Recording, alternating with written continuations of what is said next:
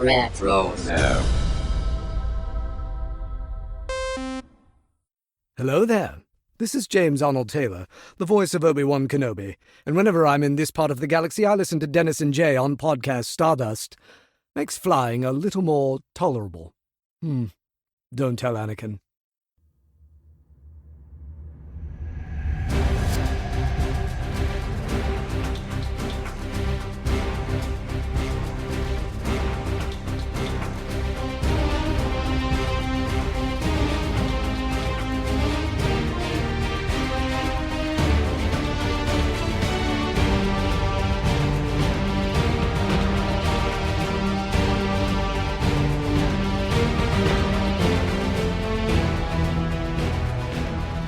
Welcome to Podcast Stardust. This is the fully armed and operational podcast dedicated to Star Wars news, reviews, and discussion. I'm Dennis Keithley. And I'm Jay Krebs. And we have a new series or segment, whatever you want to call it, that we're going to debut tonight, but more on that in a second. So before we dive into that, Jay, remind everybody where we can be found around the internet. Yes, I'm so excited for this. We are on Facebook and Instagram at Podcast Stardust. All right. This is aligned. The signal's boosted to maximum output. The shield's down. We're now broadcasting to the galaxy. So we have a new segment that we're debuting called Laugh It Up Fuzzball. And what is that? Well, we are dedicating this segment to Star Wars parody. And we're not just doing it for the laughs, although that's a big reason why we're doing it. But part of the reason is that parody and satire often tells you something about your subject. And so, that's one of the reasons that we're getting into this. And also, it's just fun to laugh at these things. We are going to start off by talking about the OG parody, which is called Hardware Wars. This debuted in 1978. It's a 13-minute long video that is created in the style of a trailer for a movie that would be released to the theaters. And it completely spoofs Star Wars, largely by using common hardware and kitchenware type items as stand-ins for various props. This was directed by Ernie Fosselius, I think is how you pronounce the last name, and produced by Michael Weiss. And it's credited as the original parody for Star Wars. Jay, did you ever get a chance to see this before we decided to cover this on the show? I did, and it has been years, and I had completely forgotten about most of it. I think the only things that really stuck out in my head was, the dangling appliances and that type of thing. Yeah. But I remember seeing it at some point, and it obviously got pushed to the back of my brain pan for a very long time. And oh gosh, what about you? Have you been an avid fan of Hardware Wars, or what's your story? I can't say that I was an avid fan. I was aware of this, and I remember the first time I ever saw any of it was as a kid, and like a couple minutes of it showed up on a television show somewhere, and I can't for the life of me, I can't remember where or what that was. And I remember trying to figure out, is this for real or what is this? As a kid, I didn't get that it was just supposed to be a parody, that it was not going to be a full-length feature or something like that. And I remember spending time trying to look it up. Of course, we didn't have the internet back then when, Right. I was, back in the 80s when I was considerably younger than I am now. But so my ability to discover more about it was fairly limited. As I've done research on this, it seems like the place that it showed up the most often was at conventions. They would have screenings of this, but it was available for purchase on VHS and DVD and the like over the years. I can't remember when exactly I saw the whole thing for the first time. But anyway, it's fun. It's worth a viewing or two and stuff like that, but I can't say it's something that I've gone back to time and time again. And Sure. Yeah. certainly you haven't either, because you said it'd been years since you saw it. But It has been. yeah, but I mean, this is really what laid the groundwork for things like Spaceballs when it Oh, came yeah, down to it, which is like probably the most famous parody of Star Wars that's out there. for sure. Yeah. And I love the fact that Star Wars has always been one of those things that we can laugh at as fans, but still not, detract from the integrity of the Sure. entire saga. We can still appreciate the humor in it because let's face it, there are so many things that you could I don't want to say make fun of, but yet, yes, poke fun of. Let's put it Oh that yeah, way. And right. it's fun to do. And these parodies and satires are a great way of kind of exposing some of the things that happen in Star Wars that we always just like take for granted, but someone clever enough always finds Sure. these things and points them out. There was a fun little 5-minute documentary piece that I saw on YouTube where Michael Weiss, again, who produced this thing, he was at some sort of film convention, whatever, and he was talking to a room full of people about how they made this. And they Hmm. didn't know what to exactly do with it. They had the idea to do with it, but they ultimately decided they just wanted to use it to try and meet George Lucas. And I'm not sure that they ever Right. did. And at any rate, they did manage to get a production deal on it. They had a budget of $8,000, and this thing ended up grossing over $1 million. That's So crazy. yeah, I mean, the return on it was way greater than what George Lucas got on Star Wars itself. Yeah, isn't that something? Yeah, I Yeah. watched that documentary as well, and it's just when you hear Michael, is it Weiss or Weiss? I've been saying Anyway, both. I'm not entirely sure. but to hear him talk about this, it was such a passion project for him and Uh-huh. these friends at the time, and they just wanted to do, like you said, something to meet George Lucas. And I thought it was funny because they talked about, oh, maybe we'll just put it into a film cell and throw it over the fence. And then they said, no, we'll get it to his, what was it, his carpenter that was working on Yeah. his house or something like that. And then they, like you said, I don't know if they actually ever met him, but then years later when George Lucas was asked about it, they asked him if you've ever seen any parodies, and he said, "Yeah." And they said, "What's your favorite one?" And he said it was Hardware Wars, and the guy was like, Right. "Yeah."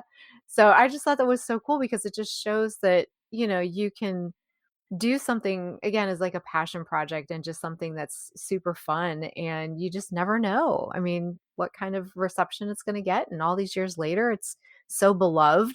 As you said, it's been Uh-huh. shown at conventions, and it's one of those things that, it's kind of like the running of the hoods, that Sure. is kind of just a really niche Star Wars thing. Yeah, definitely. And eventually Lucasfilm gave them an award for this. That's Sometime awesome. in the 2000s. Yeah, so they honored it, and it's great to see that George Lucas had a sense of humor about this type of thing. Oh, for He's sure. never really cared that people want to make these parodies and stuff as long as it's clear that that's what it is. So, Hmm. all right, well, let's talk about this thing again. We've talked about the creation of it and the reception of it, but let's talk about the little parody itself. Like I said, it's about 13 minutes long, and it starts off with narration by Paul Frees. And this was driving me nuts the entire time I was watching this thing. I was like, this voice sounds extremely familiar. And then I went and looked up who it was. And so Paul Frees has had a very long career, or had before he passed away, a very long career doing voices in animation. He's done stuff with Disney, Hanna-Barbera, Rankin Bass, and the like.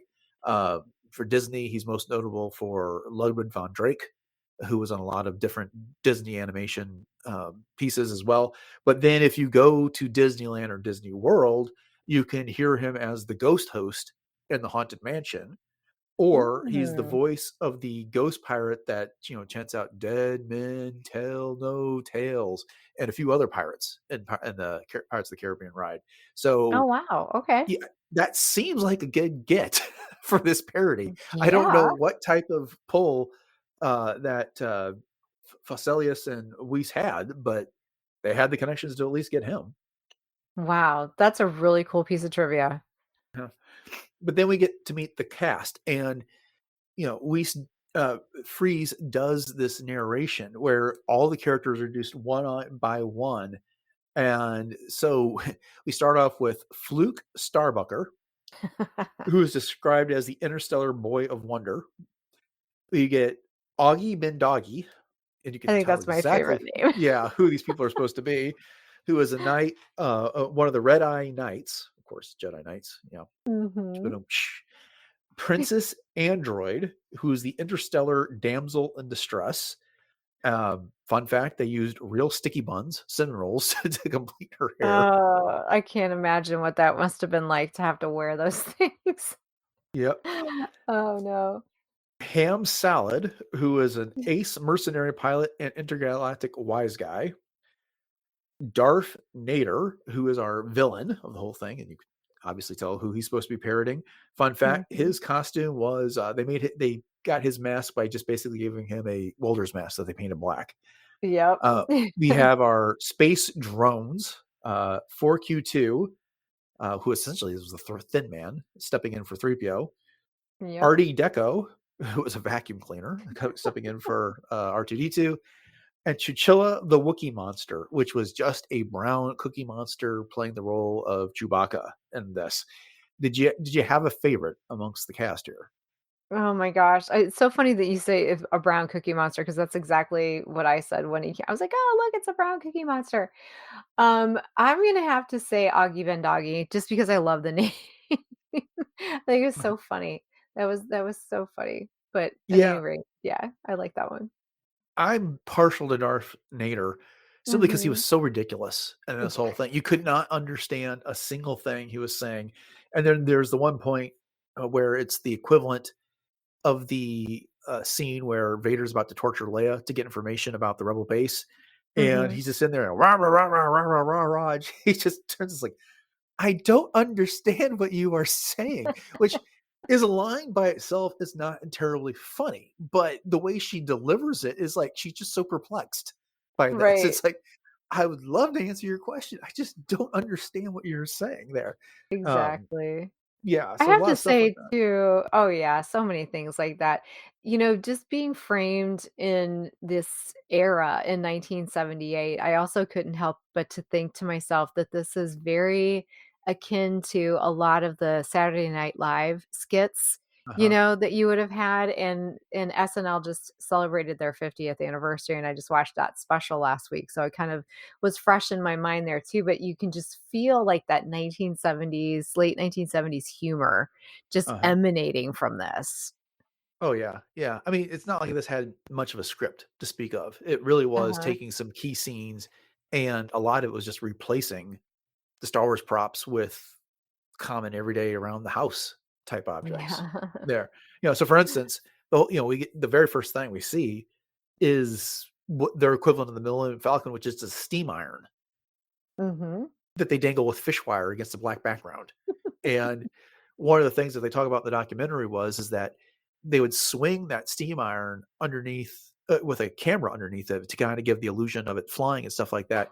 But they had to borrow that camera. It was a $2,500 camera back in the Yeah. 70s. So, you can only imagine what that would have cost now. I haven't done the adjustment for inflation. And again, they were borrowing it, and Weiss was getting nervous because with every time the thing swung, that fish wire stretched, and there was some concern it was going to smack the camera. And again, Yeah. how would he explain to his buddy that he just ruined his camera for this crazy little parody that he was filming? Yeah. Yeah, like you said, and $2,500 back then was quite a bit of money, especially for a piece of equipment. Yeah, yeah. Did you have another prop that was a particular favorite? I like the Death Star, the waffle iron. I thought that was Yeah, so much fun, just the way that they showed how that was flying into that. Very, very hilarious. yeah. I liked Ham Salad's blaster, which was just a power drill. Yes, On that, that that was too. I forgot about yeah. that. I was like, you know what? I could see people actually doing that. Oh, The yeah. Because, not like blasters were available or even prop blasters were available to everybody. So I also liked the way that they did the various planets. They had basketball for Alderaan. They used a watermelon for Tatooine. Mhm. Did you notice that when the drones, I mean, what we'd call droids in Star Wars, were on Tatooine, they had to have filmed that on a beach because at one point in the background there was a lady picking up her beach towel and like walking out of the frame. Yes, I wondered if that was specifically done, purposely, or if that was just by a whoopsie accident kind of person just in the background kinda thing. I almost can't help but to think that that was purposeful, I just to almost show the silliness of it. Well, I can't I was wondering if it was purposeful, but not on her behalf. That she just Oh. found herself being filmed, and she's like, "What in the world is going on?" So she picked up her towel and left Mhm. because Maybe. what are these weirdos doing? I mean, Tin Man is walking down Right. the beach with a vacuum cleaner of all things. And I love the choice of the vacuum cleaner, I must say, for Artie Deco. That was great. And Yeah. one other thing too about this whole thing is that really dates this, but in a fun way, is just the fact that they were using things that were of that era. Like the cassette deck, for Uh-huh. example, was just perfect. And just the way that the different things even looked, like the style of the toaster and the style of different things that were being used. I just thought that was a fun callback to that era for sure, because you don't see a lot of that stuff anymore. Right, right. And then, to complete some of the other effects on this, Weiss was talking about using your imagination and perspective in order to achieve some of the results. For instance, they didn't have a real cockpit for the Millennium Falcon or for the X-Wings, which were corkscrews, which is also funny. But Mhm. so what they did is that they would, put everyone in a chair and they'd have the camera right in front of them, but then Ham Salad would like be reaching forward, but the control panel would be like underneath where the camera was. I mean, and so that's how they kind of created that illusion. And then, your mind just kind of fills in the blanks. Same thing when Fluke Starbucker, it's so funny it's hard to get these names all right, is It trying to is. fly the X-Wing. They don't actually get to the attack on the Death Star. They just kind of the launch of it. He's got, I can't remember exactly what he had in his hands, but Was again, it just a common tools. barbell? It looked like a Yeah, barbell. yeah. But again, there's no cockpit. It's just him sitting in a chair with the camera in his face and him using things. It looks like he might actually be steering a ship. But Right. it's so exaggerated. It's just absolutely ridiculous. But that was part of the fun of the whole thing. Absolutely. And like you said, just the power of our imagination and the fact that they did it that way is really creative, honestly. And when Weiss was talking about that too in the documentary, you just go like, huh, okay, that's a really good filmmaking kind of trick, especially if you're on a budget. Uh-huh, uh-huh. And then they would do things like they needed the Mos Eisley Cantina. Oh gosh, So they yes. just wandered into a biker bar. And as they're Lord. walking in, he's talking about, be careful, this place could be rough, is what Augie bin Doggy, again, Oggy hard. Bendoggy, Yeah. yes. It's talking about, hey, this place could be rough, I'll never meet a more wretched hive of scum and villainy. And then Fluke is like, I can't go in here. It's too weird. And then you get it. It's just a barker bar with like common everyday people. And then they just happen to have ham salad and chuchilla sitting at a table and they do the little scene there Mhm. for it. But, It's you know, great. all these people just going about their business drinking in the bar. It's just, again, that Right? made me think that the lady on the beach was just happened to be there, Mhm. and, she got up and left because what in the world is going on? Right. And again, this is so 70s. I mean, you just see all the people in their 1970s garb and, and the old fashioned, like you used to be able to smoke in places and that's what they were doing. And all I could think of was, wow, there's some real weird looking aliens in here. Yeah, yeah.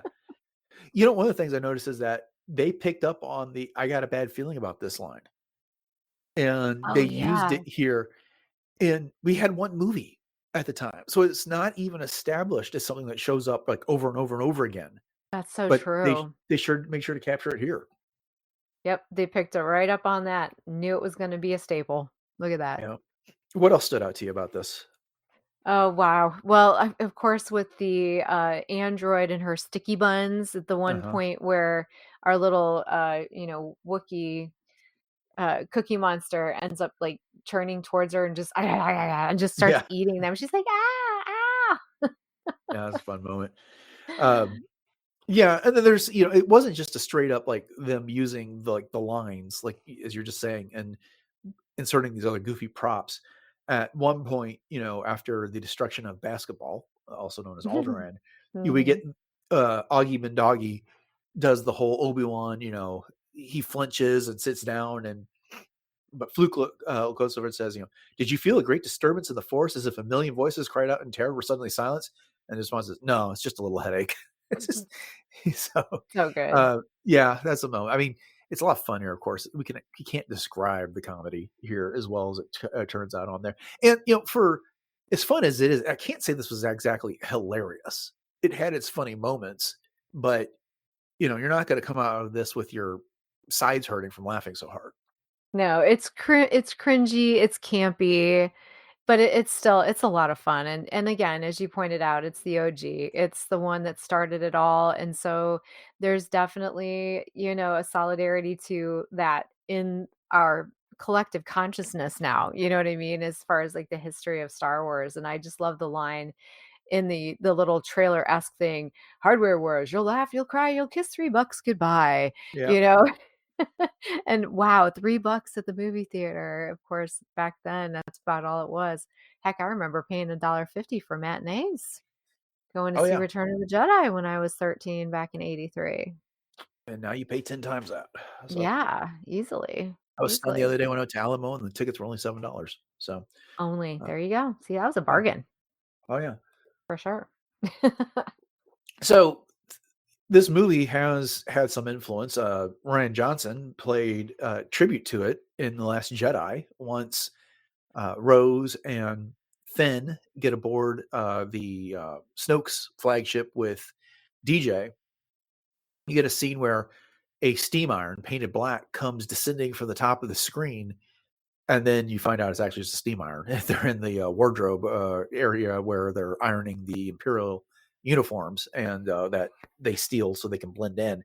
But that was a deliberate homage to Hardware Wars at the time. And I think now that I know that, it's even more brilliant Yeah. because I'd heard some people talking about, "Oh, that was so funny, the iron, ha ha ha." And I never put two and two together until now. And of course, now it's so brilliant. I love it. And I love that Ryan Johnson did that because again, it's just one of those Easter egg kind of things that if you know, you know, and if you do, it's just so much fun. Yeah. Well, one of the things I said at the top of this episode is that one of the reasons we're going to look at these is besides the fun and the laugh factor for this is that parodying and satire can tell you something about the subject that they're parodying and satire on this. Is there anything in particular that you feel like this highlights about Star Wars, and more particular, A New Hope? In general, just the fact of the characters, I think, and just Mhm. the nuances of the style, the interactions between them, and just the overall kind of feel of the story, I guess, because obviously Star Wars was such a big thing when it came out. And the fact that so many people understood this parody right away and got all the references, I think just speaks volumes to the fact that these characters were already so well established. But what was your takeaway? A couple things. One, that how much gibberish there just is in Star Wars here. But when it's said earnestly enough, with the framing of a proper narrative and editing everything correctly, you buy it in here. And one of the things that jumps out to me about that is that when we get the scene where they're going through the technical readout of the Death Star, which of course was a waffle iron, as you mentioned earlier, in this case, it is just all these random images that they put up from all these different things on the screen. Yeah. And, on in the movie A New Hope, we buy it because they're talking about, oh, you got to fly down this trench and hit this target, blah blah blah, and they're showing us these plans, and they just completely, it's like that really is kind of gibberish when it comes down to it. Is This why is would there be a true. thermal port right below this exhaust port that would be exposed on this? And there's been other parodies about that maybe we'll get to in the future and stuff like that. But this was the first one to kind of highlight that stuff. That's a good The other point. thing is, yeah, the other thing is that it really did highlight how spectacular the special effects were for A New Hope at the time, because again, it was an $8,000 budget, and we know how much Lucas stretched out his finances in order to make A New Hope happen. They had a studio that was funding it, but he had to. Went way over budget on the whole thing, and really was scraping the barrel to get what he wanted out of that movie.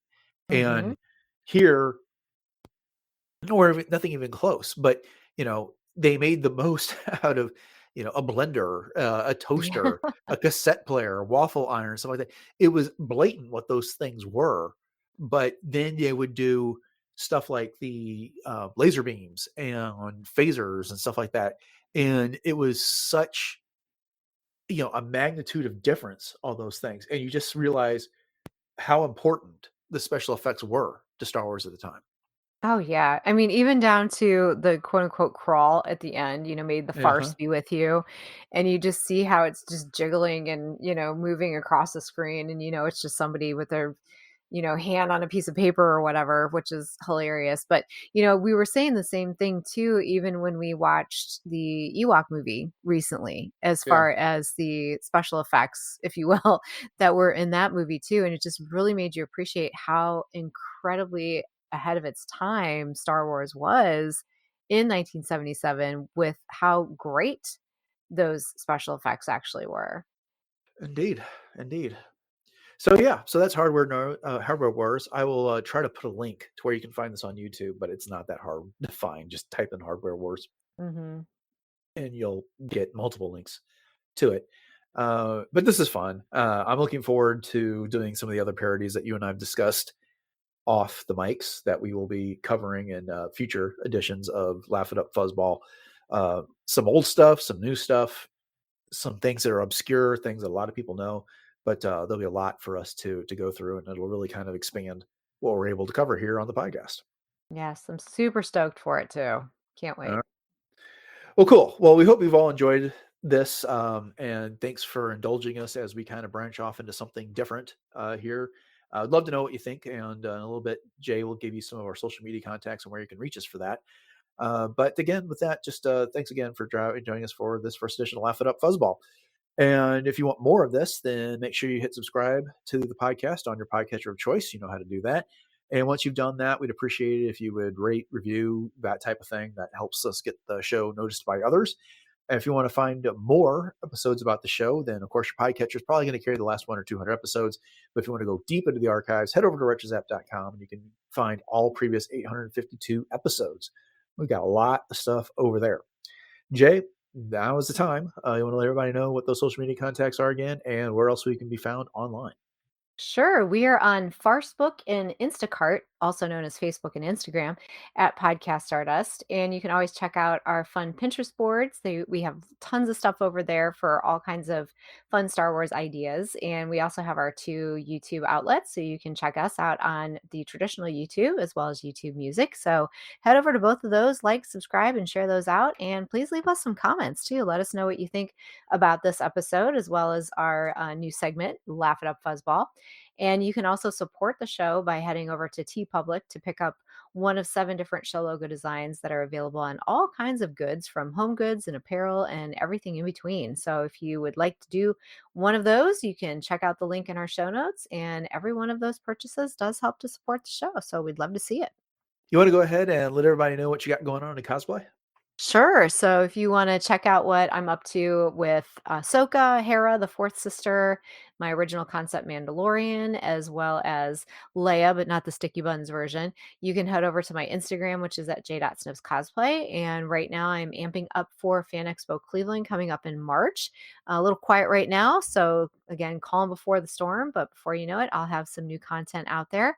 And once again, that's at j.snipscosplay. All right. Upcoming on the show this Friday, we wrap up the week with a look at some recent Star Wars news. Then on Monday, we are getting back into the Clone Wars with a start of our discussion of season 2. So make sure you join us for that. Okay, that'll do it for episode 853 of Podcast Stardust. Thanks for joining us, everyone. Have a great rest of your week. And until next time, of course.